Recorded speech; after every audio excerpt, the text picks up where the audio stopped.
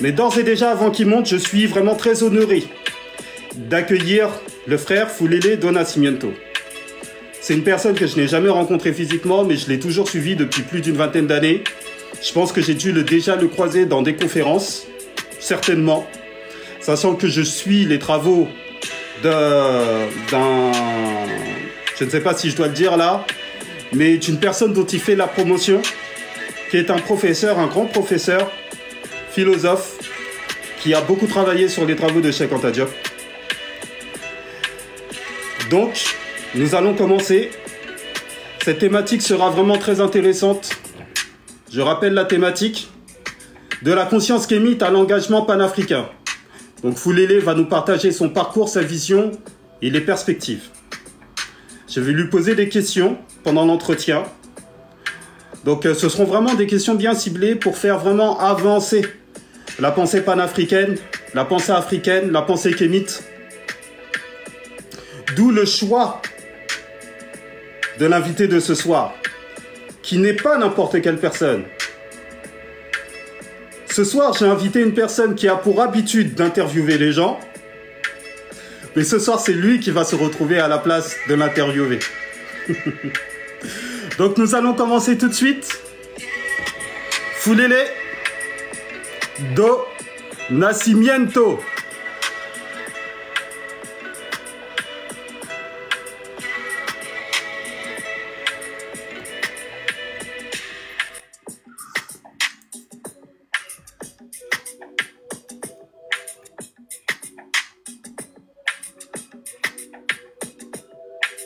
Ça charge. Yes, Fulele do Nascimento. Mbote Malamou, bonsoir. Otep, comment vas-tu mon frère? Mbote Bakem, ok Bakem, je vais très bien et merci pour cette invitation. Merci également pour le teaser que tu as fait, que j'ai vu et qui... j'étais surpris, je t'avoue que j'ai été surpris parce que je me suis dit... Oh, et ça, tu as bien retracé, ça retraçait bien, on va dire en quelque sorte mon parcours, hein, ce que je fais. Et donc le teaser était assez fidèle et je t'en remercie. Ça m'a permis de me rassurer également sur la considération de la personne qui m'invitait. Voilà, donc je t'en remercie. Bon, en tout cas, ça me fait plaisir que le teaser t'ait plu. Donc, ce qui prouve que je te connais depuis absolument pour avoir ressorti certains dossiers, j'ai dû fouiller, hein, parce que bon, tu t'exposes pas suffisamment à mon goût, alors que tu as beaucoup à apprendre à la communauté. Mais bon, je respecte ta modestie, donc ta légendaire modestie qui te fait sien. Et donc, on va commencer tout de suite dans la foulée. Je pense que tu as dû recevoir mon petit questionnaire, donc je te rassure, Fulele. Je ne vais pas te mitrailler de questions. C'est juste un entretien, donc juste une discussion qu'on aura ensemble, afin de donner un maximum d'informations à toutes les personnes qui sont engagées depuis un certain moment ou qui commencent à s'engager dans le combat panafricain, dans le combat kémite, dans le combat africain en règle générale. D'accord ? C'est bien ce que j'avais compris. Il n'y a pas de souci. Et j'ai effectivement, j'ai bien consulté les questions que tu m'as fait parvenir. Non, il n'y a aucun souci. Il n'y a aucun souci. Bon, c'est parfait. Bon, bah on commence alors. Alors, Fulele, ne sois pas timide, hein. Pas ici. Qui es-tu, Fulele? On veut tout savoir. Bon, effectivement, comme tu as dit tout à l'heure, généralement, c'est moi qui fais les interviews. Et c'est vrai que j'ai jamais en retour été interviewé et c'était surprenant et c'est pas un exercice facile parce que quand on n'a pas l'habitude du moins. Là, voilà. Donc c'est moi qui interviewe souvent les gens mais bon, je vais me prêter au jeu puisque tu l'as bien dit. Le but c'est pas ma personne, mais c'est le parcours que j'ai eu et l'intérêt c'est que si ça peut effectivement aider des gens à se retrouver dans leur émancipation, dans leur combat, etc. c'est servir de modèle d'une certaine façon. Donc je vais essayer au mieux d'être vrai, et puis de toute façon d'expliquer, hein, puisque je suis aujourd'hui dans un contexte tel que on doit se demander également comment suis-je arrivé là, comment je fais cela. Et donc, ouais, on peut partir. Donc, je t'écoute. Alors, Foulélé, dis-nous comment, déjà, est-ce que tu peux nous raconter un peu ton enfance, ton adolescence? Alors, Est-ce que tu as grandi en région parisienne en France ou bien directement sur le continent? De quel pays tu viens? Voilà, très même bien. si tu le sais. Et comment tu as découvert la conscience, comment la conscience africaine ou panafricaine ou kémite t'est tombée dessus? Hmm. Alors, comme tu l'as dit, je suis Foulélé do Nascimento. Je suis né en 1969 au Congo, Brazzaville, où mes parents avaient émigré, étant originaires du Cabinda. Alors, je suis père de 2 enfants. Je vis aujourd'hui en France. Je suis cofondateur de l'organisme Keperu Nakemeta, aux côtés de Nzwamba Amuna et Bwesso, qui est la seule fille ou femme plutôt, je vais dire, hein, puisque c'est une mère, qui est avec nous. Mais c'est vrai que c'était notre, on l'a préservé, on la mettait pas trop en avant. Mais pourtant, c'était peut-être la plus terrible de tous, pourtant. Donc Bwesso, donc eux avec qui dans le cadre de nos travaux de recherche et production littéraire, il m'est arrivé, je dirais même il nous est arrivé d'animer des conférences, voire d'être invité également. Alors je suis également donc cofondateur, alors cette fois pour le coup avec Bwesso, de la maison d'édition et librairie Essibla, qui est donc dédiée à la diffusion de la littérature de pensée et d'expression bantou, ou d'expression étrangère, mais de pensée bantou. Je ne sais pas si c'est assez clair, mais je pense que ma présentation, je peux m'arrêter là s'il y a plus que tu voudrais savoir. De toute façon, au vu de tes questions, je crois que tu voulais aussi connaître mon parcours. Donc ça, déjà, pour ce qui est de ma présentation basique, je peux m'arrêter là et je pense que on peut enchaîner sur ta seconde question, sauf si tu veux que je détaille un peu plus sur la première partie. Non, c'est parfait, c'est impeccable, nickel. Donc on va passer à la seconde question, très intéressante aussi. Alors, comment tu as découvert le panafricanisme ou bien la pensée kémite? Quels sont les professeurs ou les personnes ou les chercheurs qui t'ont influencé, fait développer ta pensée? D'accord. Pour reprendre ta question, donc effectivement, tu me demandais mon parcours personnel et puis ma découverte de la conscience africaine.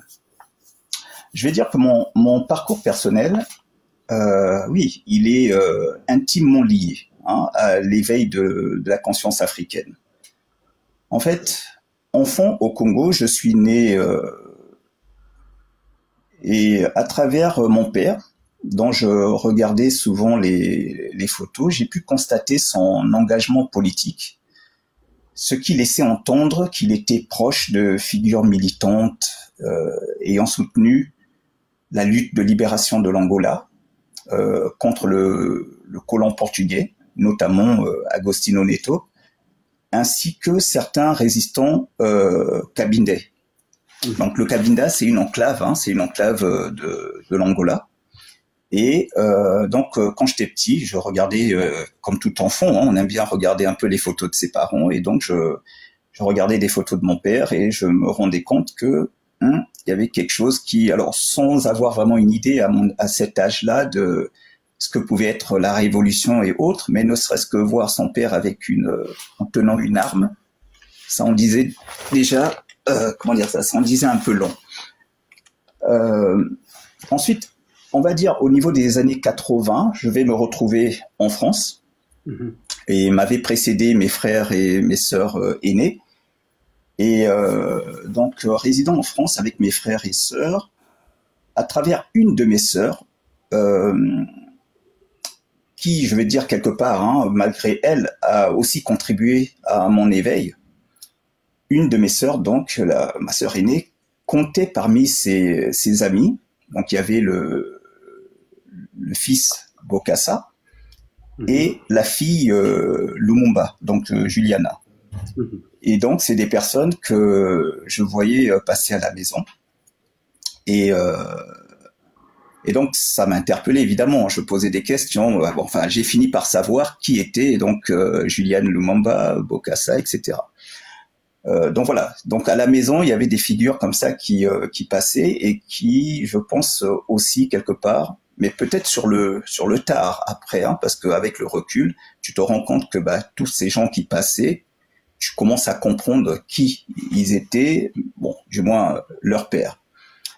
Et puis, ma première et réelle confrontation, alors à la barbarie, on va dire ségrégationniste, c'est le film Racine de Alex Haley. Ça, c'est quelque chose ça m'a choqué, j'étais bouleversé. Et ça, j'ai eu du mal. Pour tout te dire, mon père m'avait mis en pension à cette époque-là. Et je supportais plus. Voilà, je pense que tous ceux qui ont vu Racine, à un moment donné, ont eu ce sentiment de révolte. Et j'avais mes amis de classe qui étaient blancs, et je t'assure que j'avais oui, il faut être franc, hein, j'avais de la haine, vraiment, parce que voyant ce qui nous avait fait subir, et je n'avais pas à ce moment-là, parce que quand je suivais ce film, je ne discutais pas, je n'échangeais pas, ni avec mes sœurs, ni avec mes frères. Donc, je gérais moi-même mes émotions, et c'était terrible. C'était terrible. Et à l'âge de 16 ans, donc on va dire en 1985 à peu près, ouais, mon frère aîné m'a emmené à une conférence de Cheikh Anta Diop. Et cet événement, je peux pas dire que cet événement a été déterminant. J'avais 16 ans. Oui, j'ai un souvenir bien clair de cette conférence-là, mais je ne peux pas dire que j'avais une conscience assez développée pour imaginer qui j'avais pas en face de moi, mais que je voyais un peu au loin. Donc je n'étais pas capable de réaliser cela. Mais toujours est-il, alors petite anecdote, je peux même te dire que la personne qui m'avait même davantage marqué, c'est Pierre Akendengue, qui faisait la partie musicale de l'événement. Et alors, ce qui n'est pas non plus, comment dire ça, bateau, parce que Pierre Akendengue, c'est quand même un musicien gabonais très engagé, et dont les chansons sont très engagées. Et donc, cette conférence de Cheikh Anta Diop, je serais prétentieux si je disais que c'est elle qui a marqué. Non, j'étais pas assez mûr que pour évaluer cela. Ensuite, mon frère, hein, qui m'a emmené à cette conférence, mais je pense qu'il il avait une vision peut-être. Il se disait, en m'emmenant à cette conférence-là, je pense qu'il se disait, ça me marquerait quand même. Voilà. Il n'a pas eu tort au final. Hein. Maintenant, avec le recul, je me rends compte que ça a quand même eu un impact. Mais après, il va me faire lire de nombreux ouvrages sur les rois, reines de l'Afrique. Là, par contre, oui, je vais commencer. Alors, il y a eu le choc comment ça s'appelle ? Il y a eu le choc de Racine, et qui, quelque part, tu sais, quand tu regardes, il y a la révolte, hein, il y a cette révolte-là, mais en même temps, tu te dis, mais comment on a pu se faire avoir à ce point ? Tout à fait. Voilà. Et donc, le fait de me faire lire des épopées de reines, de rois africains, enfin, de l'Afrique, là, je me rends compte que, nous n'étions pas que des esclaves. Voilà. Et ça a été vraiment un autre aspect de cet éveil. Et parallèlement, j'ai été profondément marqué par un album qu'il avait dans sa chambre aussi, parce que j'avais jamais allé fouiller dans la chambre de mon frère. C'est l'album Survival de Bob Marley. Cet album m'a marqué. Et puis à un moment donné, donc j'ai écouté l'album, alors le titre Survival, Zimbabwe, etc. Je me suis dit, mais mon anglais n'était pas très bon, c'était vraiment le truc scolaire, hein, typique. Mais je m'amuse à traduire les paroles. Je traduis les paroles et là, je découvre la profondeur des paroles de Bob Marley. Tu vois, tu entends des chansons en anglais, tu comprends pas vraiment ce qui est dit, mais bon voilà, tu t'imagines parce que tu entends Africa, tu entends des mots quand même que tu connais, Power, etc. Mais une fois que je traduis, et là, je me rends compte de la portée de cet artiste. Je commence à m'intéresser à l'artiste, sa vie, et là, je découvre donc, en dehors de Bob Marley, il y a aussi d'autres artistes. Et donc voilà, on va dire que à partir du reggae, il y a aussi encore une autre conscience à travers le mouvement reggae qui va renforcer ma quête identitaire également. Et un peu plus tard, il y a une rencontre, c'est Lasconi que tu connais.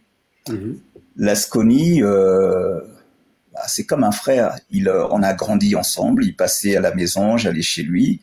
Mais ceci dit, Lasconi était l'ami d'un autre de mes grands frères. Mais Lasconi il s'intéressait à ce que j'écoutais en termes de musique. Donc il passait tout le temps, il me demandait, tiens, c'est quoi comme artiste, ou, enfin, bref. D'autant plus que je suis fan de jazz, hein, Lasconi. Hein. Oui, mais avant absolument, mais justement, je veux en venir, c'est que avant le jazz, donc il y a le reggae. Donc bon, on va dire que oui, je lui fais découvrir un peu le reggae. Il connaissait le reggae, mais je lui fais découvrir des artistes très engagés. Mutabaruka, etc. Je lui fais découvrir. Et là, il est fasciné. On commence à aller. Je lui montre des endroits où on peut acheter des disques de reggae qu'on ne trouve pas ailleurs, parce que lui, il se disait, je vais à la Fnac, et je lui faisais découvrir un autre endroit, ou d'autres endroits où on pouvait acheter des disques assez, pas original, quoi, qu'on trouve pas n'importe où. Et là, donc, Lasconi, lui, par contre, il va m'emmener dans les concerts maintenant de reggae. Moi, je me contentais juste d'écouter des disques, etc. Et de là, on va passer maintenant au concert de reggae. On va commencer à approcher des artistes, etc. Et moi, ça va s'arrêter là. Lui, il va aller plus loin. Il va aller à Londres. Il va commencer à s'intéresser donc à Burning Spear, etc. Marcus Garvey. Et du coup, c'est le même Lasconi qui me revient et qui commence encore à m'emmener beaucoup plus loin. Parce que il me parle de Garvey, il me parle de tous ces grands personnages. Donc là aussi, Lasconi contribue. Alors autant moi, je lui fais découvrir le reggae qui l'émancipe aussi, parce que à cette époque-là, Lasconi n'était pas du tout dans le panafricanisme, il s'intéressait pas du tout à ça. Ah oui. Donc non, pas du tout. Et c'est à partir de la découverte du reggae que là, il va commencer à s'intéresser à cet aspect-là. Mais c'est lui après qui me revient et qui me fait découvrir des trucs que je connaissais pas du tout. Et comme tu l'as dit, il va aussi me faire découvrir le jazz. Et donc, on va dire que le reggae, le jazz, parce que aussi à travers le jazz, j'ai vu aussi une forme d'émancipation. Et puis enfin, en 2004, je suis très motivé maintenant. Je me rends compte de ce qu'on appelle l'aliénation chez nous. Et je me dis, je commence déjà à voir, alors parce que du coup, je commence à avoir des références. J'ai mon frère qui est assez engagé, même si lui c'était un peu plus intellectuel. Avec Lasconi et puis d'autres, je commence à découvrir le militantisme. Mais je peux pas dire vraiment que j'étais un grand militant. Mais ceci dit, j'avais acquis quand même pas mal de connaissances. Et du coup, dans ce moment-là, on ne pense qu'à une chose, c'est partager ses connaissances. exactement. Donc je vais créer un blog qui existe encore, qui s'appelait Maths ou Vanité, mais je l'alimente plus, c'est tellement vieux, c'est 2004, oui. Je vais créer un blog Maths ou Vanité, par lequel donc j'ai commencé à diffuser mes propres réflexions sur la conscience historique et géopolitique. Donc voilà, c'est la première étape donc de mon entrée en fait dans cette conscientisation, on va dire, où maintenant je me présente maintenant comme entre guillemets acteur, parce que je vais commencer effectivement à diffuser de l'information. C'est un peu l'équivalent de sur TikTok quand on commence maintenant à ouvrir une page, faire des lives et puis apporter une valeur ajoutée à tout ce que l'on connaît déjà. Donc voilà, là je vais me positionner maintenant comme le terme aujourd'hui c'est influenceur. Voilà, on va dire ça. D'accord. Et donc voilà, et donc du coup je découvre aussi par la même occasion un peu tout ce qui est Kemet, etc., le mouvement Kemet, tout ça, voilà, je découvre donc cela. D'accord. Donc dans ton parcours, en fait, toi, tu t'identifierais plus vers au niveau du combat, Oui. vers le combat que les panafricains mènent, ou vers le combat que les Kémites mènent, même si on va en discuter ensemble, hein. Et entre les deux, pour moi, il n'y a pas trop une grosse différence. Alors, comment tu te situes, toi, à ce niveau-là? Ok, oui, tu me demandais si moi, je me considérais kémite, notamment. Oui, avant cela même, c'est aujourd'hui. Bon, on va suivre le questionnaire, comme ça, au moins, ce sera carré. Oui. C'est comment tu peux définir un kémite aujourd'hui? Vis-à-vis de ton expérience, oui. La somme des connaissances qui t'incombent à l'heure actuelle.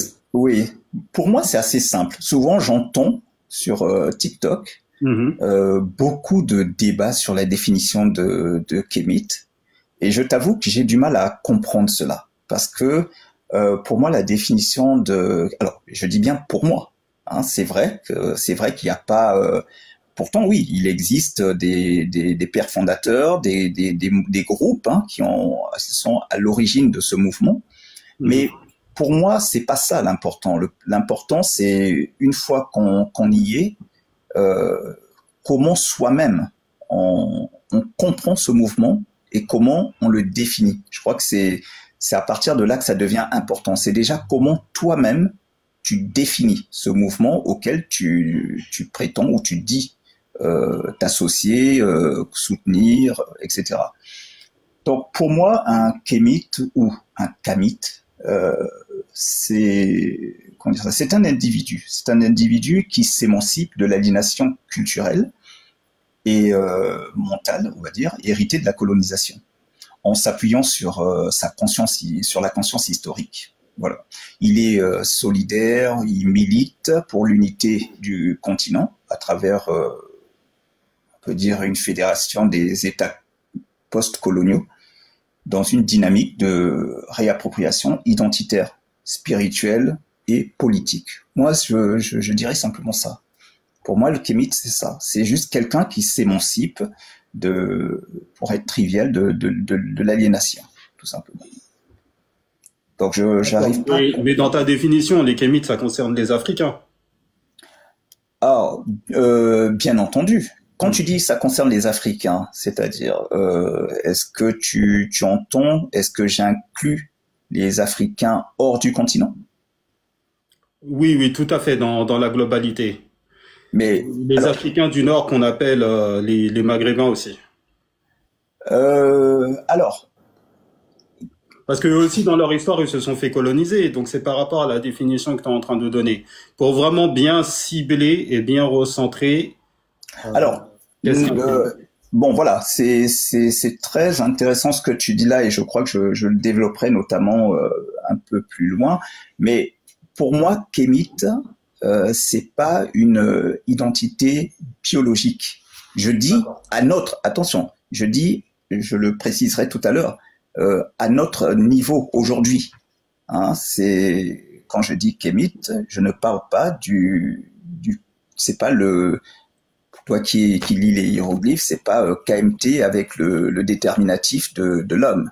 Ça, c'est l'habitant de l'Égypte, de la vallée du Nil. Ça le désigne lui. Mais moi, aujourd'hui, ce n'est pas la même chose. C'est-à-dire que quand je me désigne en tant que kamite, je ne dis pas que je suis habitant de la vallée du Nil. C'est pas ça. Moi, à ce moment, je m'inscris, quand je dis que je suis kamite, je m'inscris dans un mouvement qui est un mouvement qui est dans une dynamique de réappropriation identitaire, comme je disais tout à l'heure, politique et spirituelle. Donc, je fais la distinction. Maintenant, pour répondre à ta question, la personne qui est de l'Afrique du Nord, je trouve qu'elle peut, en toute légitimité, se revendiquer panafricain. Tu vois? Ah, c'est intéressant. Pardon? C'est intéressant ce que tu viens de dire. Voilà, en toute légitimité. Parce que il y a les Nasser, il y a les qui ont combattu pour les luttes de libération. Ça, on peut pas revenir là-dessus. C'est un fait. Maintenant, se revendiquer aujourd'hui comme kamite, bon, j'aurais un peu du mal à le concevoir, tout simplement parce que le mouvement kamite, dans sa dynamique, intègre beaucoup d'éléments dans lesquels le maghrébin, pour ainsi dire, aura du mal à adhérer. Par exemple, par principe, un kamite se réfère justement à cette Égypte antique, se réfère à des valeurs culturelles auxquelles un maghrébin va pas forcément se référer. Tu vois, en tant que kamite, il y a des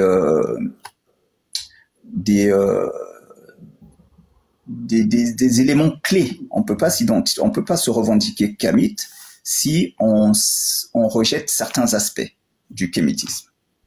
Lesquels des aspects, par exemple? Parmi ces aspects, par exemple, moi je suis kamite, je respecte ma tradition, je respecte mes coutumes, et par principe, je pense que un maghrébin,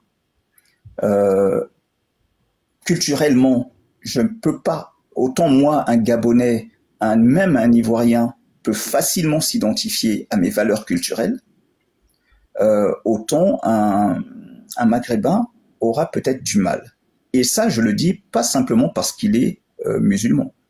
Le fait d'être musulman, ça peut être encore un facteur gênant parce que les principes de sa religion ne peuvent peut-être dans une certaine forme ne pas accepter certaines pratiques que moi, de ma coutume, de mes traditions, que moi j'estime tout à fait saines pour ainsi dire.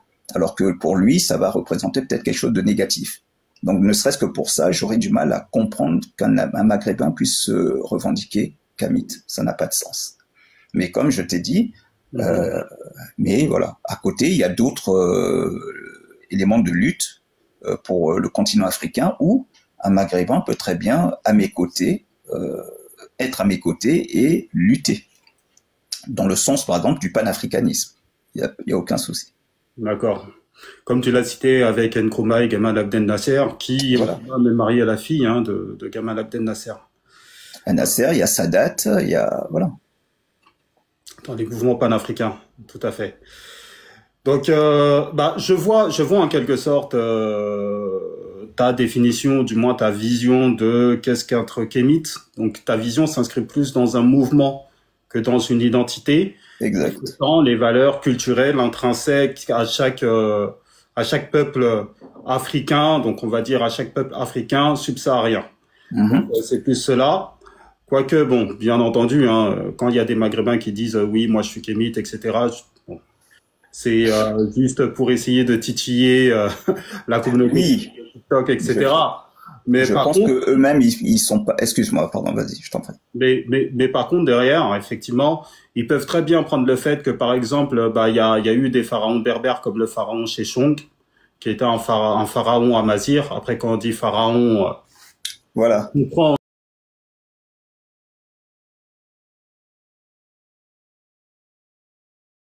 aussi, hein, voilà, il y a Effectivement. vraiment un Voilà. code hein, pour être des codes spirituels, traditionnels et culturels Tout à aussi fait. à mettre en place pour devenir ce qu'on appelle un pharaon, voire même un C'est ça. Nifiti. Et Sans, pharaon, c'est un terme qui est voilà, sans t'interrompre, il faut vraiment qu'on fasse aussi attention. On ne nie pas qu'à un moment donné dans l'histoire, il y a eu celui que tu viens de citer, qui a été pharaon. Mais le problème est que, alors on emploie ce terme hein, générique pharaon, mais on ne devenait pas pharaon n'importe comment. exactement. Voilà, ceux des anciens empires, les premiers pharaons, etc. On peut pas comparer avec les derniers. Ça n'a rien à voir. C'est-à-dire que c'est même pas des personnes qui ont été investies selon les normes. Mhm. Donc c'est un fait. Il s'est dit pharaon d'ailleurs, et c'est un fait. Voilà, c'est l'histoire. Mais je ne peux pas les comparer aux bâtisseurs de cette civilisation. Je ne compare pas ce qui n'est pas comparable. Maintenant, c'est un fait. Il a existé comme pharaon. Ok, c'est un fait. Tout à fait. Et ça, c'est bien le rappeler pour vraiment bien recadrer le contexte. Mhm. Donc maintenant, je vais te poser une autre question. C'est la dernière fois, en fait, lors des entretiens de la Renaissance africaine, donc j'ai invité le frère Levi Osiris que tu dois connaître sur TikTok. Donc c'était un entretien qui a duré très très longtemps à travers une nouvelle idéologie qu'il est en train de mettre en place pour les Africains, les Afro-descendants, etc., qui est le camitocentrisme. Mhm. Et le vieux Osiris, il avait développé la thématique de oui, on peut être kémite et athée. Donc toi, tu étais intervenu dans le panel pour poser cette pas pour poser cette question, mais pour donner ton avis. Mhm. Donc j'aimerais savoir, est-ce que tu peux développer cette thématique qui va vraiment toucher la communauté kémite, parce que il est vrai que la plupart de la communauté kémite que moi j'ai connue, bon, à l'extérieur de TikTok que je connais dans la vie de tous les jours et que tu connais aussi, Mhm. et la communauté kémite de TikTok, c'est vrai que ce n'est pas conciliable avec ce qu'on appelle l'athéisme. Mais pour toi, parce que je sais que tu as vraiment une définition là-dessus et elle date pas d'aujourd'hui, hein, elle date il y a vraiment très longtemps où tu développais déjà cela. Est-ce que tu pourrais nous dire qu'est-ce que tu penses par la terminologie athéisme dans le contexte africain? Bon, d'abord, pour moi, tout dépend de la définition qu'on donne effectivement de l'athéisme. Comment dire ça Bon, on va dire ça. Ma réponse, hein, elle pourrait paraître contradictoire, mais bon, on va dire que ceux qui ont des oreilles pour entendre soient attentifs et je pense qu'ils comprendront. Si, on va dire ça, si l'athée est celui qui ne croit pas en Dieu, j'entends au sens abrahamique, alors je réponds à la question que tu m'avais posée, je réponds non.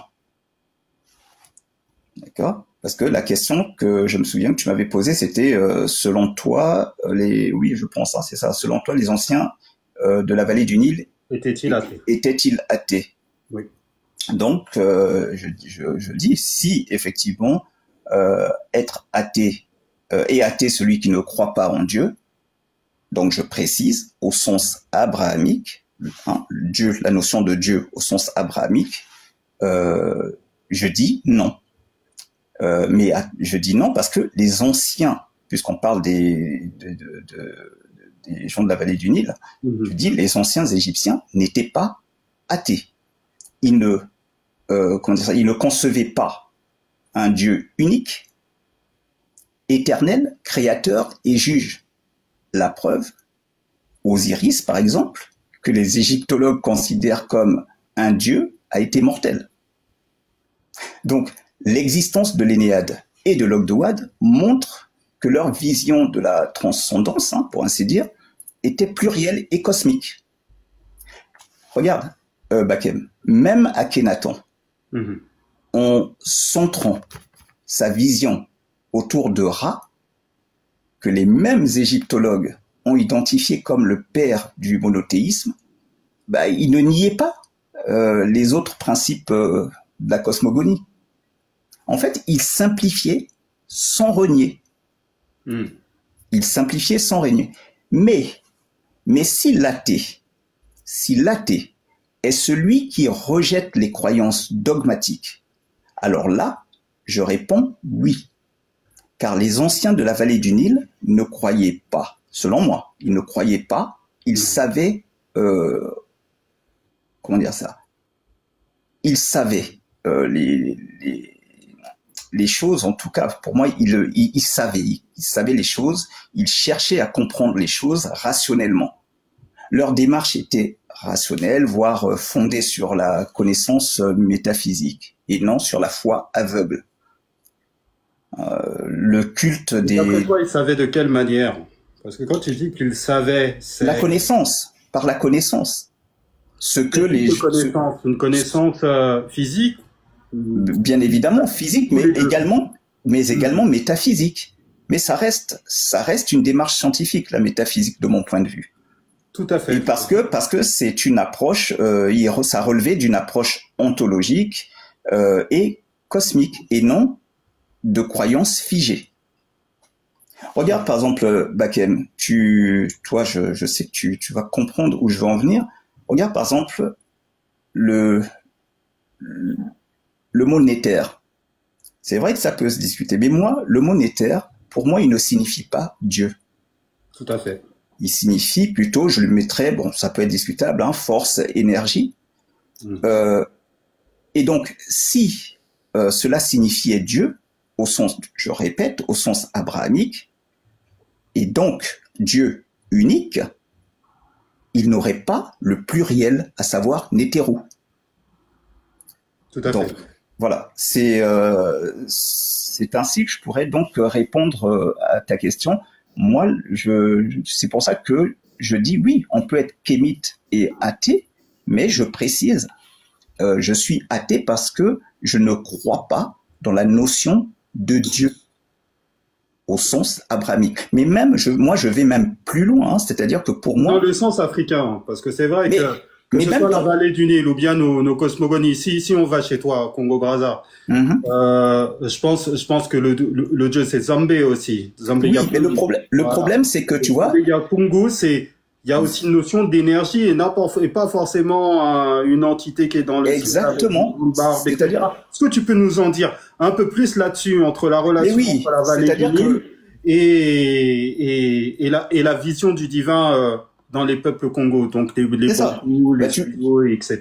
Voilà. Tu vois, dans la vallée du Nil, on a la cosmogonie. On a l'Énéade, on a l'Ogdoad d'abord, on a l'Énéade. Et tu vois bien que dans la cosmogonie, déjà, les anciens Égyptiens, ils ne placent pas l'esprit au départ. C'est la matière, c'est le noun. C'est la matière au départ.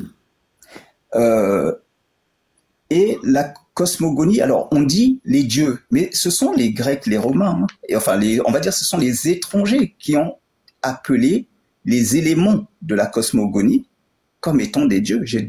Osiris n'est pas un dieu. Exactement. Osiris n'est pas Dieu. Donc, c'est pour ça, c'est dans ce sens que je dis, on ne peut pas parler de... J'ai souvent du mal, hein, pour qu'on puisse s'entendre, on va dire les divinités égyptiennes, mais on va dire ce ne sont pas des divinités. De la même façon que nous, au Congo, quand nous disons Nzambiambungu, les gens, parce qu'on a tous cette culture catholique pour les uns, etc. Donc, on a cette culture abrahamique. On a été dû à la colonisation, etc. Bon, moi, j'ai pas été parce que, oui, c'est vrai que ce qui fait, c'est un coup de circonstance. Hein. Mes parents étaient, alors pour le coup, je précise quelque chose. Hein, mes parents étaient catholiques, fervents catholiques même, mais par contre, ils ne nous ont jamais imposé leurs croyances. Et pourtant, ouais. Et par contre, en fait, ils étaient catholiques, mais ils étaient très attachés également à leur tradition. Pour te dire que, mais mon père, alors, quand il priait à la maison. J'ai jamais vu, mon père est parti j'ai vu mon père aller dans les églises, que quand il y avait, par exemple, un deuil, des choses comme ça. Donc, il y avait quelqu'un qui était mort, donc voilà, il allait à l'église par respect. Mais lui, il priait à la maison, mon père. Et, par contre, régulièrement, nous allions au cimetière pour saluer nos grands-parents. Enfin, pour moi, mes grands-parents, pour lui, ses parents. Et de la même façon que, du coup, quand je suis venu en France, chaque fois que j'allais en vacances, si j'arrivais le soir, le lendemain matin, on allait tous au cimetière pour annoncer aux ancêtres que mes grands-parents, que voilà, nous sommes revenus, etc. Et pour te dire, bien qu'il soit catholique, enfin chrétien du moins, moi j'ai pas été baptisé. Je ne suis pas baptisé. J'ai jamais été baptisé de toute ma vie. Ça ne m'a pas empêché, par les amis que j'avais, d'en savoir un peu, je dis un peu sur la religion. Et après, j'en ai appris un peu plus à travers les mouvements kémites, parce que c'était de bonne guerre, puisqu'on essayait de sortir les nôtres de cela. Donc, des religions abrahamiques. Voilà, donc par la force des choses, on finissait par en apprendre un peu plus. Mais j'ai toujours eu maille à partir avec cette notion de Dieu, juste du point de vue, comme je te dis, pour moi, la notion de Dieu au sens abrahamique, qui est respectable pour ceux qui sont dans cette démarche-là, mais je dis un Africain, peu importe, bon, passez-moi le terme, Africain, kémite, tout, peu importe, vous me comprenez, un Africain qui se revendique d'être traditionnaliste et autres, pour moi, commet une erreur en parlant de Dieu.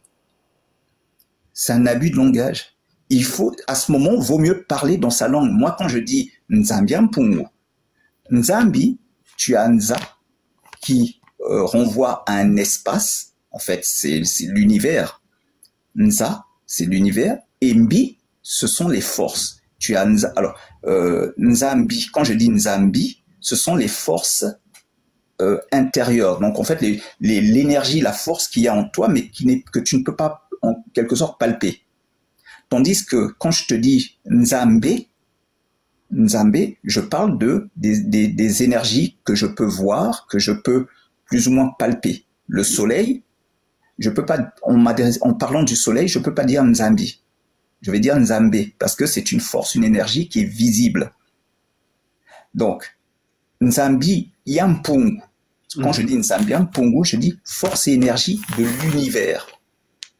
Mpungu, c'est la puissance, en fait.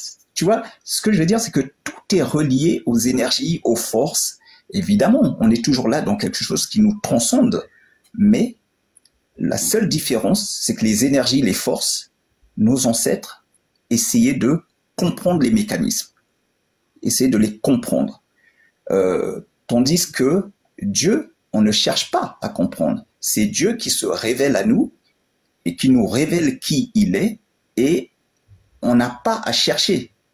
Tout à fait. Voilà, Dieu doit se révéler en nous. Donc, je ne peux pas, moi, quand je parle de ma tradition, de ma vision, on va dire, de ma vision de la transcendance, etc., de mon ressenti par rapport à la transcendance, je ne vais pas utiliser le vocable Dieu.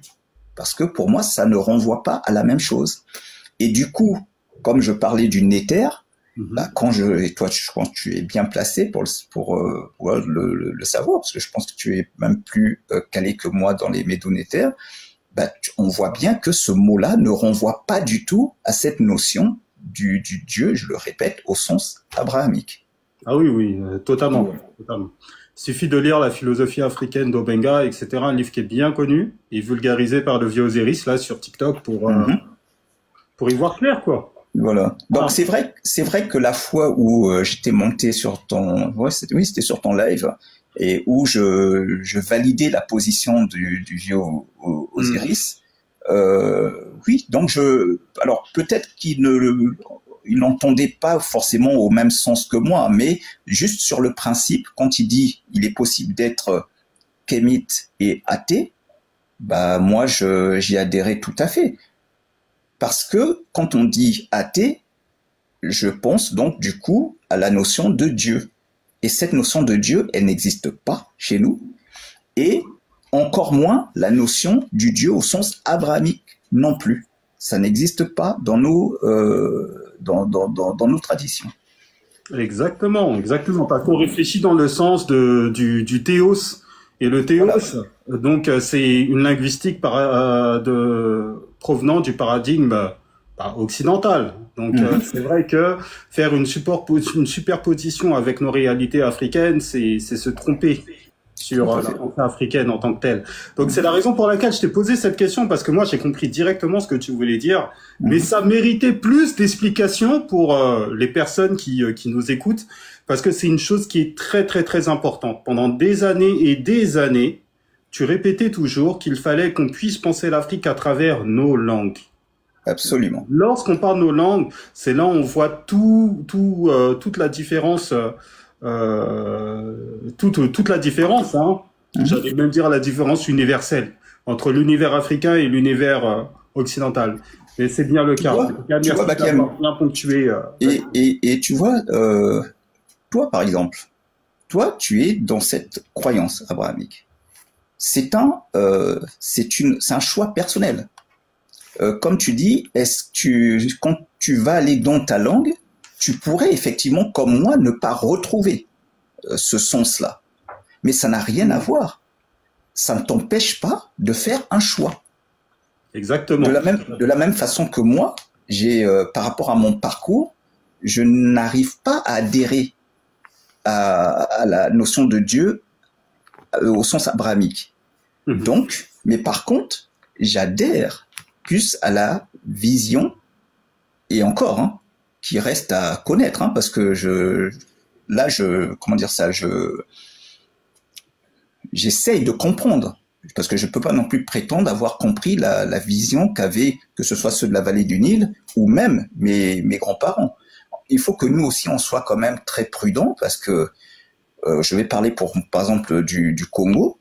Tu sais, au Congo, les gens te disent, oui, notre religion, c'est Ngunza, c'est ceci, c'est cela. Il faut être prudent. N'oublions pas que les Portugais sont au Congo depuis on va dire le 15e siècle. Je ne sais pas si les gens se rendent compte. On a souvent cette tendance à avoir une lecture de l'histoire. On ne voit pas la chronologie à long terme. C'est très important. C'est énorme. Présence portugaise depuis le 15e siècle. Ça veut dire que même une personne comme comment il s'appelle déjà, celui qui est comment je peux l'oublier, au Congo, là, une grande figure de la résistance au Congo, Simon Kimbangu. Il faut être clair, Simon Kimbangu, c'est pas vraiment la tradition. Simon Kimbangu, c'est un chrétien. Il faut pas oublier que Simon Kimbangu a combattu ce que les chrétiens, les missionnaires appelaient les fétiches pour nous. Simon Kimbangu a combattu cela. Donc oui, il se révoltait quand même contre la colonisation, mais par contre, du point de vue spirituel, on va dire, c'était un chrétien. C'était un chrétien. Et quand tu vois dans le kimbanguisme, dans les Ngunza, tout ça, si tu ouvres bien l'œil, tu vas retrouver du christianisme là-dedans. C'est du syncrétisme, hein, en fait. Parce qu'il est difficile pour nous, même nous au Congo, de pouvoir dire, voilà, c'est ça notre tradition. Il faut être honnête. Ouais, depuis Alfonso Ier, en fait, bien sûr. Voilà, le christianisme s'est vraiment bien implanté. En plus, ça a commencé par toucher les élites. Un peu comme nous en Afrique de l'Ouest avec l'islam, hein. Ça a commencé à toucher les élites, etc., avant de s'infiltrer dans les peuples. Après, on sait très bien comment ça s'est infiltré dans les peuples, hein, par des massacres, des tueries, etc., vraiment insupportables. Voilà. C'est-à-dire que en termes de croyance, il y a beaucoup de syncrétisme. Maintenant, par exemple, chez les Ngunza, Mhm. Ça n'empêche pas que du côté des Ngunza, ils sont aussi détenteurs, ne serait-ce que par rapport à l'école du Lemba. À travers l'école du Lemba, ils sont détenteurs quand même bon, c'est le mot que beaucoup rejettent ou quoi, on va dire d'une certaine science. Mais ça veut donc dire que là, on est dans la connaissance. On n'est pas dans une foi. C'est pas bon, passe-moi l'expression, hein. C'est pas dans C'est une de foi. l'expérimentation, en fait, c'est ça. Exactement, exactement. L'expérimentation qui va donner des résultats. Tout à fait. Parce que dans les sciences du Lemba, on apprend la guérison, on apprend, mais pas que la guérison, on apprend aussi les lois de la nature. Et Oui, donc, on est vraiment dans quelque chose qui relève de la science. Comme le Congo chez nous, pareil. Voilà. Mais en marge, ils ont fait aussi une forme de syncrétisme qui, quand tu regardes certaines cérémonies des Ngunza, tu retrouves quand même des éléments du christianisme. Mais c'est normal, c'est même pas une critique qu'il faut leur faire. C'est un héritage comme tous, même moi, j'ai de l'européanocentrisme en moi, il faut être honnête. 5 siècles d'esclavage, on n'arrache pas ça comme ça. Exactement. On a beau... voilà. D'ailleurs, je ferai une anecdote, hein, tu vois, moi, on en parlera peut-être tout à l'heure, moi j'ai fait des choix par rapport à ma famille, par rapport à mes enfants, c'est des choix d'une certaine manière, assez radicaux. Mais c'est pas pour autant que je peux prétendre que c'est bon, j'ai fait de mes enfants des êtres parfaits, mais on reviendra là-dessus, je pourrais le détailler tout de suite. Bon, voilà, ce que je pourrais dire... C'est génial. J'ai une question subsidiaire. Oui. Par rapport aux pratiques spirituelles au Congo, est-ce qu'il y a un travail qui est effectué par des chercheurs pour essayer de, je vais pas dire nettoyer, mais pour essayer de nettoyer ou du moins d'extraire, bon, je vais dire nettoyer, tous les apports extérieurs qu'il y a eu dans les spiritualités du Congo?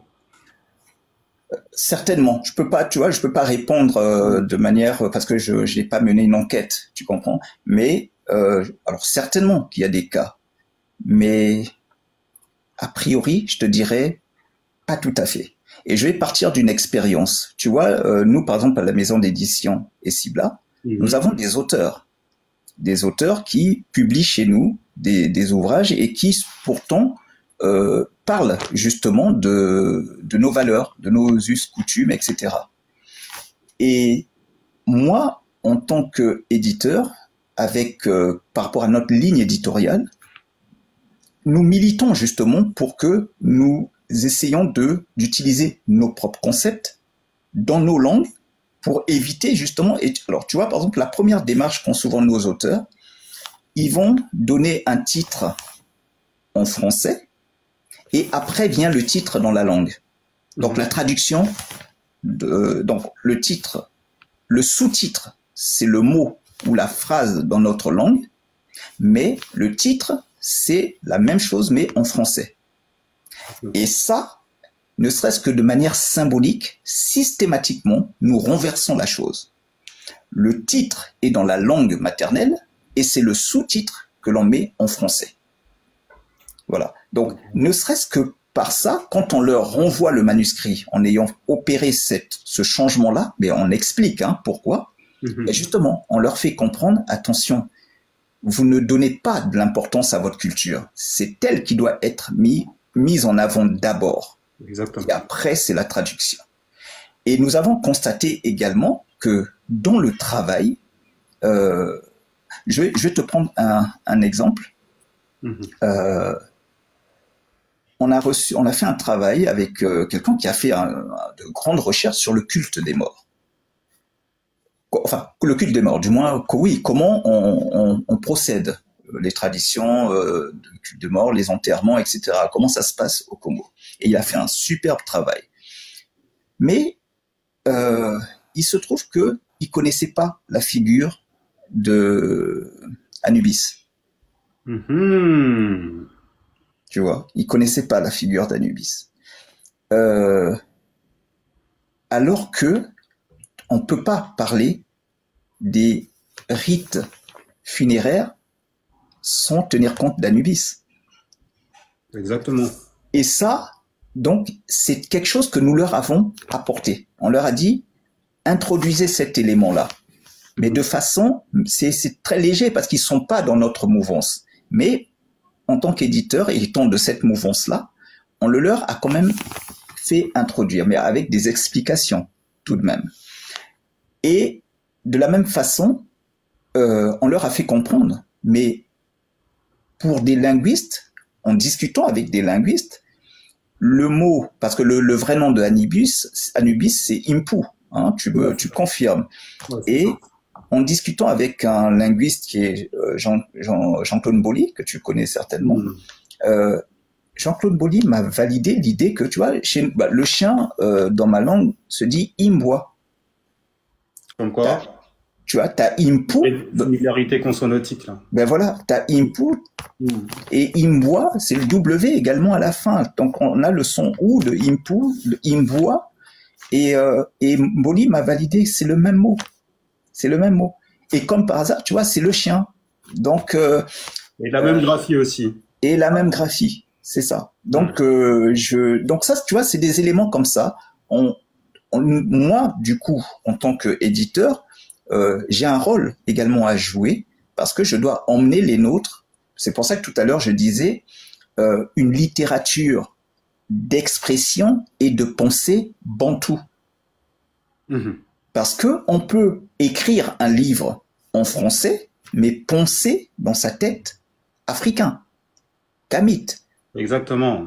On peut aussi écrire un livre d'expression donc française, donc en français, mais être de pensée française également. Ce qu'on va dire les Bonti, un aliéné. Pourtant, c'est un Africain, mais sa pensée n'est pas africaine. Donc nous, on publie que les auteurs qui sont d'expression, même étrangère. C'est pas notre problème, c'est pas un souci. Ce n'est qu'un outil, hein, la langue, dans ce cas-là. Donc, mais par contre, nous, effectivement, nous encourageons les Africains à écrire dans leur langue. Et d'ailleurs, j'en profite, hein, vraiment, si vous écrivez des livres dans vos langues, n'hésitez pas à nous envoyer vos manuscrits. Nous encourageons les gens à écrire dans leur langue maternelle. Donc, au niveau de la maison d'édition, nous, notre principe, c'est vous pouvez écrire avoir une littérature d'expression et de pensée bantou. Même si vous avez un livre d'expression étrangère, ce qui compte pour nous, c'est que la pensée, par contre, qu'elle soit bantou. Voilà. Exactement, exactement. En tout cas, j'espère que le message est passé, hein. De toute manière, moi, je vais vous marteler cela, là, tous les écrivains, les éditeurs, etc. Moi-même, là, je suis en train d'écrire un livre, là. C'est costaud. Donc, je t'enverrai mon manuscrit plus tard, Foulélé. Tu me diras ce que t'en penses. Avec plaisir, avec plaisir. Donc, on va continuer dans le fil des questions. Alors, oui. Donc, il y a un auteur et qui est également ton ami et frère que j'apprécie énormément pour les travaux et qu'il a effectués jusqu'à présent. C'est le frère Ougan Kahamuna. Est-ce que tu peux... Donc ça, c'est plus pour moi, mais aussi pour les autres. Est-ce que tu peux nous parler de votre rencontre, de votre association et quels sont les travaux que vous avez faits jusqu'à présent? Et la dernière fois, j'ai eu la bonne surprise de le voir sur ton live et je me suis dit, oh là là, parmi toutes ces années, les frères, ils bossent encore ensemble. Ça m'a vraiment fait plaisir. Alors, est-ce que tu peux nous en dire un peu plus, Foulélé? Voilà.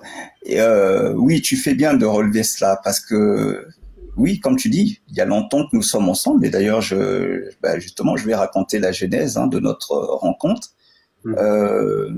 C'est très important de trouver les moyens de pérenniser les actions. C'est vrai, il y a beaucoup de groupes qui commencent et après ils se disloquent. Mais je pense que, bon, je vais pas juger, on ne sait jamais, les parcours sont multiples et puis il y a beaucoup d'événements qui peuvent faire que finalement un groupe se casse, etc. Et ou même, bon, bref. Bon, parlons de Amuna et je vais pas. Oui, il y a Zwamba Simanga également. Aussi. Oui. En fait, cette rencontre, Une herbivore. voilà, cette rencontre a éveillé en moi, comment dire ça, le sentiment profond d'avoir une mission à accomplir. Mhm. La rencontre avec Nzwamba et Amouna, ça a révélé en moi vraiment voilà, le sentiment d'avoir une mission accomplie. En fait, en 2004, donc comme je disais, à travers mon blog, hein, Matou Vanité, Mhm. j'ai rencontré Amouna. En fait, plutôt, Amouna est venue à moi. Donc j'avais ce blog qui était là et je voyais un jeune, parce qu'il était bon, il est beaucoup très très très très jeune par rapport à moi. Amouna venait souvent. Il venait sur mon blog et il faisait des commentaires. Des fois, il me challengeait un peu sur certains éléments. Mais par contre, il y a une chose qui était marquante chez Amouna, c'est qu'il cherchait des actions concrètes au-delà de la simple prise de conscience.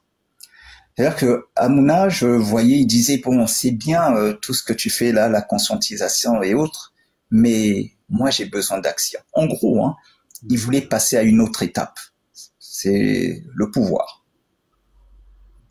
Il avait compris que si tu veux changer les choses, il faut prendre le pouvoir.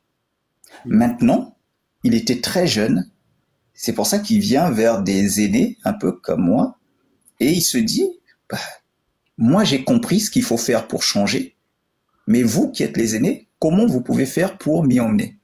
Et là, il m'a pris de court, parce que moi j'étais juste un type qui conscientisait à travers d'autres sources et autres, mais je n'étais pas moi non plus vraiment dans le concret. Et puis, le hasard va faire que je vais recevoir un mail de Jean-Pierre Caillat. Je ne sais pas si tu as connu. Ah oui, ouais, le grand Voilà. frère Jean-Pierre Voilà. Caillard, par son Donc, âme. On a oui, participé à l'époque. exactement. J'étais là pour son enterrement, effectivement. Tout à fait. Oui, c'était dramatique, mais bon, voilà, Jean-Pierre Caillat. Et donc, en 2006, Jean-Pierre Caillat va m'adresser une invitation à adhérer à son manifeste de la Révolution africaine. Donc, en fait, il appelait à une solidarité active entre les Noirs du monde. C'était un appel, un engagement militant pour le coup, et qui s'appuyait donc sur sa théorie, qui disait la théorie de la révolution africaine. Et il a sorti 2 tomes hein, où il présentait sa théorie. Donc il était question de créer un parti politique, Kamit, à l'époque c'était clair, et conquérir le pouvoir en présentant un candidat à toutes les élections partout en Afrique. C'est-à-dire qu'on était, et bon, ça, j'avance un peu. Bon, en fait, ce qui va se passer, c'est que, du coup, je reçois cette invitation de Caillat, et je me dis, à ce moment, tu vois, moi, je ne suis pas prêt, parce que je n'étais pas du tout prêt pour passer à l'action. J'étais plus dans la conscientisation théorique. Et là, je reçois ce courrier-là, et tout de suite, je pense à Amouna. Je me dis, mais voilà ce que Amouna veut. Et je dis à Amouna, bon, écoute, je lui présente le projet de Caillat. Je lui dis, bah, écoute, il a lancé ces invitations-là. Je lui donne les coordonnées de Caillat. Je lui dis, contacte Caillat et dis que toi, tu es volontaire. Mais à vrai dire, je me suis servi en fait d'Amouna. C'est que je voulais voir concrètement ce qu'il y avait derrière ce mouvement de Caillat. Est-ce que ça valait vraiment la peine? Donc Amouna va y aller. Et Amouna va revenir en me disant, ça a l'air de quelque chose de sérieux. Là, j'ai trouvé ce que je voulais. Bah, du coup, je me dis, bah, moi aussi, je vais y aller. Ça va me permettre de passer de la théorie au concret. Exactement. Et donc, Amouna, et on va aussi embarquer la sœur Bouesso. Donc, c'est là que elle aussi, elle va venir avec nous. Donc, on débarque. Nous, on vient de Poitiers. Tous les 3, on était de Poitiers. On débarque à Paris pour rencontrer Caillat et on commence donc à adhérer à son parti parce que c'était un parti politique vraiment qu'il montait. Et l'idée, c'était que dans chaque pays d'Afrique, on allait avoir des adhérents. Et dans chaque pays d'Afrique, chaque adhérent devait donc conquérir le pouvoir. Et ça allait commencer par devenir maire de tel village, même s'il le fallait, mais en tout cas, passer à la conquête du pouvoir. Mhm. Et là où on avait commencé à se rendre compte que le gars il blaguait pas, c'est que à un moment donné, on commençait à avoir des échanges avec Blé Goudé. En tout cas, il y avait un ami, quelqu'un, Malcolm, qui nous avait mis en contact, et là, on s'était dit bon, ça devient sérieux. Et puis, donc Hamouna, lui, il était très très très heureux. Et c'est là aussi qu'on va rencontrer Nzouamba, parce que Nzouamba, lui aussi, s'était inscrit à cette invitation. Mhm. Par contre, il y a quelque chose qui va se passer. Donc bon, on va être là-dedans, on va construire comment dire ça, les textes du parti, on va réfléchir, et puis va arriver la dénomination. Comment on va nommer ce parti? Mhm. Et c'est là qu'il va commencer à y avoir des divergences. C'est-à-dire que Jean-Pierre Kaya avait décidé de nommer le parti Parti initiatique africain. Mhm. Ou Parti initiatique kémite, ou non, pas, c'était Parti initiatique africain de mémoire. Et là, donc nous communiquions en fait, des fois on avait des réunions de visu, hein, comme ça, et puis des fois aussi c'était à travers des mails. Et donc là, on va rentrer dans des échanges où on n'était plus d'accord. Nous, alors justement, il se trouve que Hamouna, Nzouamba, moi, on n'était pas, et puis Bouesso, on n'était pas d'accord avec ce nom-là. Pourquoi? Pour la simple raison que Parti initiatique Kamit, Parti initiatique, ça, pour nous, ça pouvait prêter à confusion. Ça les renvoyait un peu au truc maçonnique. D'accord. On disait non, pas parti initiatique. Non, on voulait pas du mot initiatique là-dedans. Pour nous, c'était simple. Où tu donnais à ce parti un nom africain ou rien du tout, puisque c'était un parti qui devait conquérir, donc il fallait nommer par nos langues. Et pour nous, on aurait été capable de donner un nom africain, dans une langue africaine, et puis c'est tout. Mais bien sûr, tout à fait. Oui. Mais lui, par contre, n'était pas pour. D'accord. Donc, bon, je vais aller un peu plus rapidement. On va dire que ça a été l'objet de la discorde entre nous. Et puis finalement, mais ça s'est pas passé. On est resté quand même au moins 2 bonnes années, hein, quand même. Hein. Et au bout de 2 ans, bon, finalement, on a décidé. Mais vraiment, on n'est pas parti. Ouais, c'était un peu un clash quand même, hein, parce que lui, vraiment, il ne voulait rien savoir. Et nous, on a dit, bon, dans ces conditions-là, on part. Et effectivement, Bouesso, Nzouamba, Hamouna et moi, on part. Et puis, ben voilà, on part, mais chacun de son côté. Bon, peut-être pas, c'est surtout Nzouamba. On perd de vue Nzouamba. Mais Hamouna, Bouesso et moi, comme on est de Poitiers, on se retrouve. Et donc, de temps en temps, nous nous retrouvons et on se dit, mais il y a quelque chose qui va pas. On avait perçu un potentiel chez Nzouamba. Et Bouesso nous dit, donc la seule fille, hein, du groupe, elle nous dit, on ne peut pas abandonner comme ça. Il faut que nous recontactions Nzouamba. Donc à ce moment, on va tout faire pour recontacter Nzouamba Simanga et on va lui présenter notre souhait. On s'est dit, mais on avait une bonne dynamique, on s'entendait bien. Pourquoi nous-mêmes ne pas créer également, alors non pas notre parti politique, mais créer alors au départ c'était association ou en tout cas un organisme qui allait pouvoir répondre à nos ambitions, en gros. Et donc c'est ainsi qu'on a commencé à réfléchir sur les statuts, etc., quelles étaient nos valeurs qu'on allait présenter, etc. Et c'est ainsi que Keperu Nkemet va naître avec notre site internet de l'époque était Ouemessout. Et donc dans ce contexte, nous avons même si nous avons quitté Kaya. Par la suite, on a continué quand même à discuter avec lui. Hein. Au départ, ça a été le clash, mais c'est pas comme des fois sur TikTok, j'observe, on peut avoir des clashs, mais ça n'empêche pas qu'après, on pouvait quand même discuter, même si chacun prenait sa route, une route différente, mais on restait quand même cordial, quoi. Et donc lui, il a poursuivi, et puis malheureusement, je crois que 2 ou 3 ans après, 2 ans même après que l'on soit parti, va arriver la triste nouvelle de son décès. Et mais dans tous les cas, voilà, son l'expérience avec Kaya, ça a été fondateur quand même. Déjà, ça nous a permis de nous rencontrer.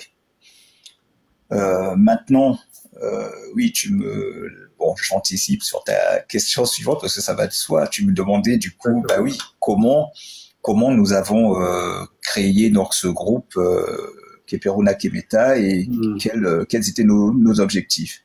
Tout à fait.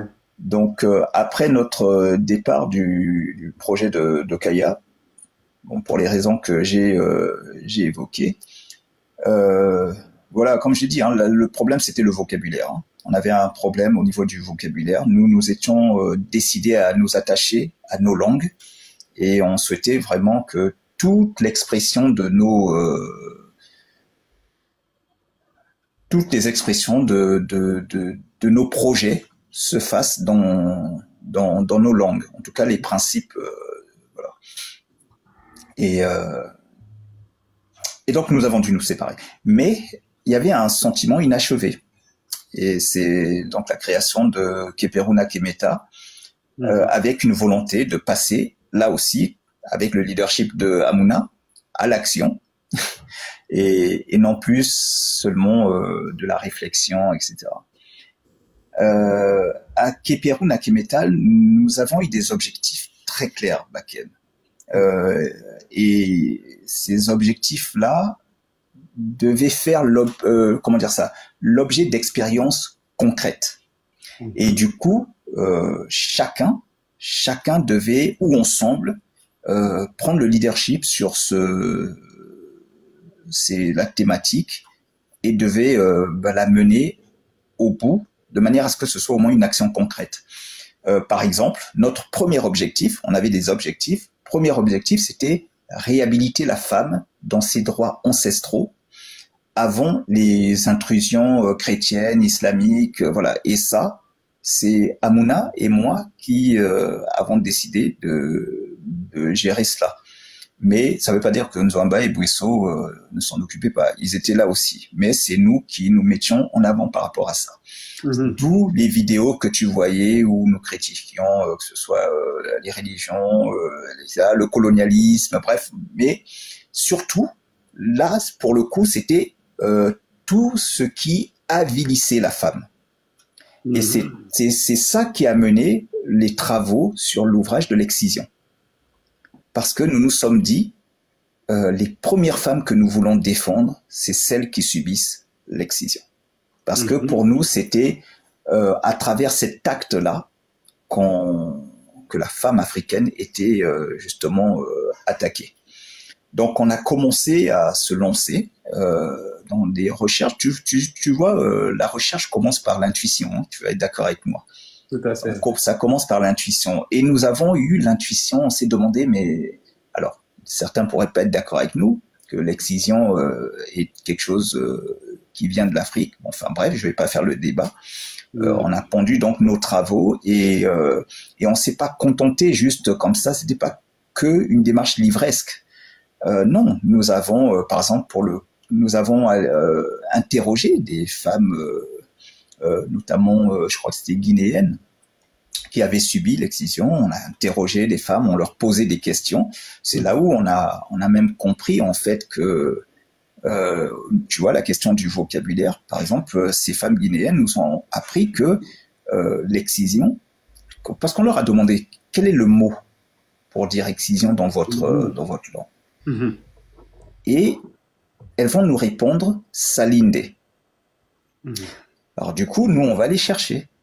Mais manque de dictionnaire, etc., qui nous donnait le sens de salinde, on revient vers elles et nous leur demandons. Mais qu'est-ce que signifie réellement Salinde? Alors, elles avaient du mal à nous donner un sens précis, mais elles nous disaient, mais c'était en fait une cérémonie d'initiation. Et bon, je vais aller un peu vite. En fait, on va comprendre finalement que Salinde désigne en fait une initiation des femmes. C'est tout simplement les femmes qui, à l'âge pubère, entraient en initiation et elles découvraient maintenant comment devenir une femme, la cuisine, etc. Et généralement, ça allait même jusqu'à l'apprentissage de l'acte sexuel. Donc, elles étaient formées à leur future vie en tant que femmes. C'était ça.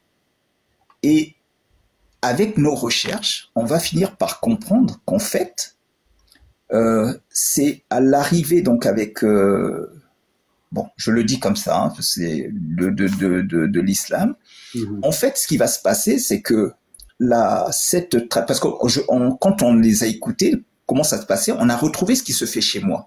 Chez moi, il y a cette initiation des jeunes filles pubères qu'on appelle le tikumbe. Et j'en sais quelque chose du tikumbe parce que j'ai un de mes frères qui faisait partie de ceux qui emmenaient des fois les jeunes filles pubères, qui les emmenaient dans cette initiation. Et c'était pas toujours de gaieté de cœur qu'elles y allaient parce que elles appréhendaient ce qu'elles allaient y faire, mais après, quand elles sortaient de là, elles étaient toutes pimpantes, elles étaient bien contentes finalement d'y être allées. Donc, Salinde, c'était la même chose que le tikumbe. Dans le tikumbe, en Afrique centrale, est-ce qu'il y avait l'excision aussi? Non, non. Pas, parce que l'excision, ça touche vraiment l'Afrique de l'Afrique de l'Ouest. Voilà, voilà. Et donc, c'est ça qui va, quand elles vont nous en parler, on va comprendre en fait que, bah, effectivement, ce qui est normal, hein, c'est-à-dire que toutes ces coutumes-là, ce que l'on fait dans le tikumbe, dans la Salinde, ça va être rejeté. En fait, avec l'arrivée de l'islam, ça va être rejeté. Donc, ils vont garder le nom, mais il y a alors de notre point de vue, bien évidemment, il y a en revanche une coutume qui est celle donc de l'excision, qui va arriver, et les autres actes de la cérémonie de l'initiation de la Salinde vont être rejetés, et on va garder l'excision, etc. Donc pour nous, c'était une arme de domination de la femme. Et donc, puisque nous avions décidé de réhabiliter la femme dans ses droits ancestraux, donc il nous fallait démontrer que l'excision n'était pas d'origine camite, africaine, peu importe. Voilà. Mais comme je dis, j'explique ici notre démarche. Après, ça peut être discuté et c'est pas ça l'objet, mais c'était ça notre démarche. Ensuite, le deuxième objectif, c'était, je te dis d'avance, on en avait 7 des objectifs. Le deuxième objectif, c'était éradiquer les armes de domination mentale, notamment par un vocabulaire issu de l'esclavage. Et ça, c'est Nzwamba qui s'en est occupé. Donc, il fallait vraiment dépoussiérer notre langage, les mots qui étaient avilissants, les mots, des fois, que nous employons ne sachant pas ce que ça cachait derrière.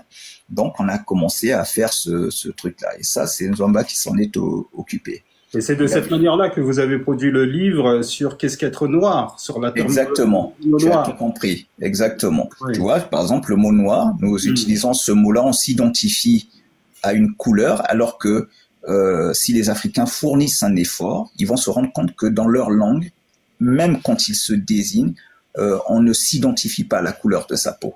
Tout à fait. Dans aucune langue, on s'identifie à la couleur de sa peau. Maintenant, avec la colonisation et autres, oui, on force la chose. Moi, par exemple, au Congo, il nous arrive de dire « Mukendombe » en disant « je suis noir », parce que Ndombe, c'est... Voilà. Mais si je dis, à vrai dire, quand je dis... C'est-à-dire que si on se définissait réellement par la couleur de notre peau, ça veut donc dire que quand je désigne également le blanc, je devrais, de la même façon que je dis « Mukendombe », donc je suis noir, je devrais aussi dire dans ma langue, pour le blanc, je devrais dire « il est blanc ». Tout à fait. Sauf que si je dis dans ma langue, la couleur blanche se dit PMB. Si je dis « Yanke PMB », on va me regarder, on va dire « mais tu parles mal, tu ne sais pas parler ». Tu vois, on ne désigne pas l'humain par la couleur de sa peau. Euh, Moi, si je dois désigner l'humain, je dis Muntu.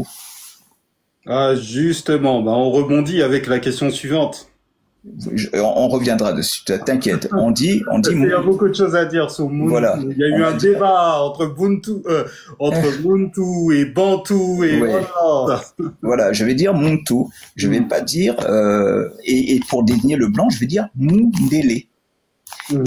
Et tu vois le sens du vocabulaire, la connaissance des définitions. Quand je dis Mundele, tu vois bien que il y a le mou qui est là. Tout à fait. Le mou, ça veut donc dire que je reconnais à l'homme blanc un caractère humain quand même. Mais maintenant, pose-toi la question. Que signifie Ndele? Parce que je dis Mundele. Moi, je dis Muntu. Mais lui, je dis Mundele.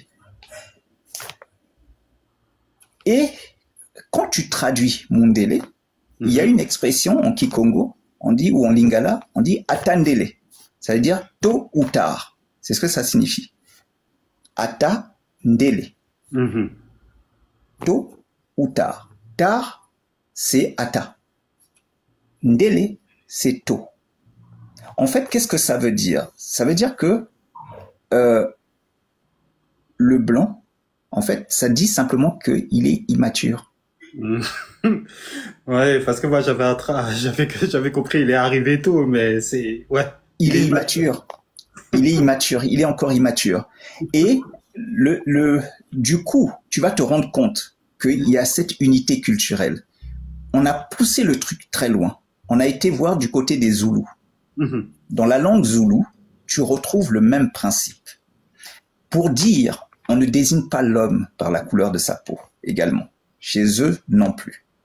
Par contre, quand ils désignent le blanc, là, c'est l'humain, simplement. Ils disent umlof, les Zoulous. Ils disent umlof. Pardon, excuse-moi. Umlof, c'est la couleur blanche. Voilà. C'est la couleur blanche. Attends, je raconte des conneries. Oui, c'est ça. Umlof, il désigne la couleur blanche.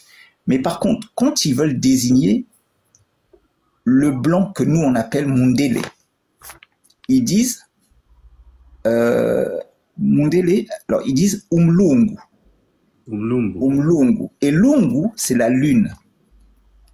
Tu vois, là encore, on est dans l'idée du tard. Quelque chose qui arrive tard. Parce que la lune, voilà, ils disent Umlungu. Maintenant, comment ils désignent le boer? Tu vois de qui je parle? Ouais, bien sûr. Le boer, ils disent pas Umlungu. C'est comme chez nous, le blanc, on dit Mundele pour dire qu'il n'est pas mature. Mais ma mère, quand elle désignait le blanc là qui nous a mis en esclavage, elle disait pas Mundele. Elle disait Sokmuntu. Sokmuntu, ça veut dire l'homme violent. Soka, c'est la hache. Elle disait Sokmuntu. Et en Afrique du Sud, ils disent pas Umlungu, qui signifie comme Mundele. Pour désigner le boer, donc celui qu'on va désigner, le violent, ils disent Amabulu. Il y a une chanson où il y a une vidéo, tu vois Mandela et Winnie Mandela, et elles chantent parce que quand il y a eu des assassinats, et en fait, ils disent qu'on va assassiner. Ils le disent clairement, on va tuer les Amabulu. Mais là, on parle du boer. Ils distinguent bien le boer, ils disent Amabulu, comme ma mère dit du blanc qui a fait la traite, l'esclavage, elle dit Sokmuntu. Mais quand elle dit juste le blanc, elle dit Mundele. Mais l'autre, elle va dire Muntu. On reviendra tout à l'heure sur la définition de Muntu. Mais tu vois que on ne désigne pas l'humain par la couleur de sa peau. Ça n'a pas de sens dans les langues africaines. Tout à fait. Ça n'a pas de sens. Mais on reviendra sur Muntu tout à l'heure. Donc ça, tu vois, Nzwamba s'occupait de la question du vocabulaire. Et comme tu l'as dit, il y a eu le livre, donc Amouna a écrit sur les Noirs. Donc Nzwamba, c'est lui qui va vraiment nous apporter beaucoup d'éléments sur ces questions du vocabulaire. Le troisième principe, c'était renforcer la conscience historique transmise par nos prédécesseurs. Donc ça aussi, c'est Nzwamba qui s'en occupait. Il y avait le quatrième, c'était lutter contre le kidnapping culturel et de mémoire, oui, la déformation de notre imaginaire par l'orientalisme, l'africanisme.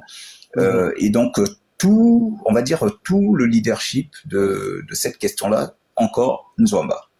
Après, il y a eu promouvoir les langues, la spiritualité, la vision du monde via les enseignements, sébaïtes que tu connais, de notre tradition. Et là, Hamouna et Nzwamba s'en sont occupés. Après, il y a eu réhabiliter l'AMAT comme constitution sociale, incarnant notre sens de justice. Voilà. Bon, là, c'était tous, ça nous concerne tous. Et enfin, le dernier, c'était élaborer donc un programme scolaire enraciné dans le savoir ancestral pour forger un leadership responsable. Alors, je vais m'appesantir un peu sur ce dernier point-là.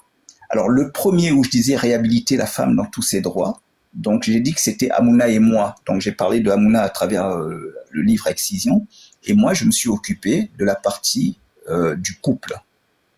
Parce que j'avais constaté, donc nous avions acté que les couples noirs, il y avait un problème.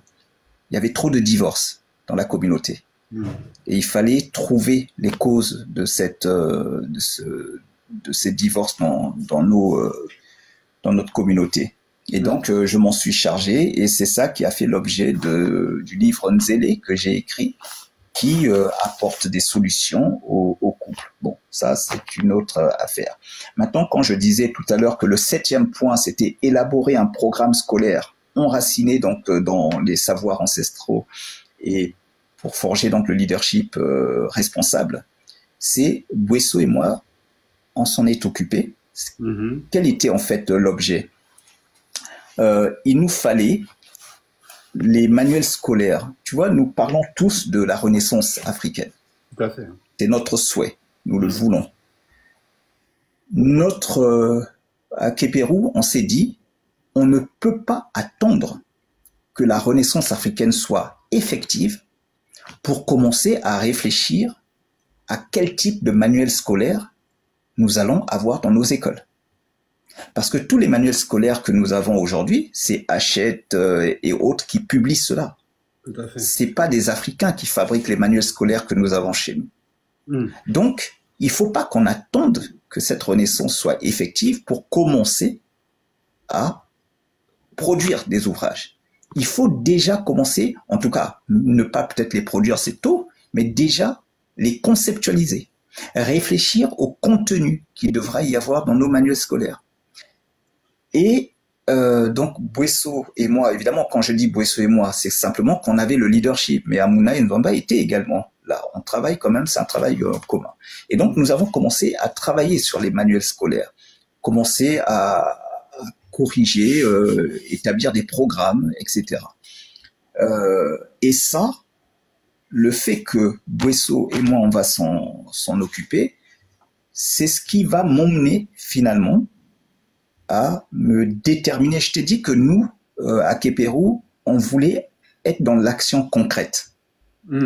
Je me suis dit, nous nous sommes dit, je ne peux pas travailler sur les manuels scolaires, travailler sur cette renaissance africaine et continuer à inscrire mes enfants dans un système qui est avilissant. Donc, il fallait que je sois concret. Sinon, j'étais pas du tout objectif. Il me fallait donc, et Bouesso et moi, il nous fallait sortir nos enfants. Avec tes idées. Voilà. Il fallait être cohérent, exactement. Donc, elle et moi, nous avons sorti nos enfants du système scolaire. Et nous avons fait ce qui se faisait dans les pays anglophones et autres. On a fait du homeschooling. Eh ben, bravo, hein. Voilà. En France, c'est pas évident, hein. Mais absolument. Et surtout maintenant. Maintenant, c'est quasi impossible. C'est possible, mais voilà, c'est pas évident. Mais en tout cas, puisque nous voulions être concrets, on s'est dit, on va pas prétendre des choses alors que nous-mêmes nous le faisions pas. Et d'ailleurs, il fallait d'abord tester pour voir est-ce que ce que nous proposons est viable. Et donc, c'est ainsi que Bousso et moi, nous sortons nos enfants elle sort son petit, moi je sors mes 2 enfants du système scolaire et je leur fais donc du coup maintenant l'école à la maison. Attention, je ne suis pas en train de dire que du coup c'est la réussite parfaite et tout, c'est juste être en phase avec ses principes. Mmh. Et effectivement, nous avons fait cela. Bon, moi aujourd'hui ils sont grands, mes enfants ont la vingtaine passée. Ça veut pas dire que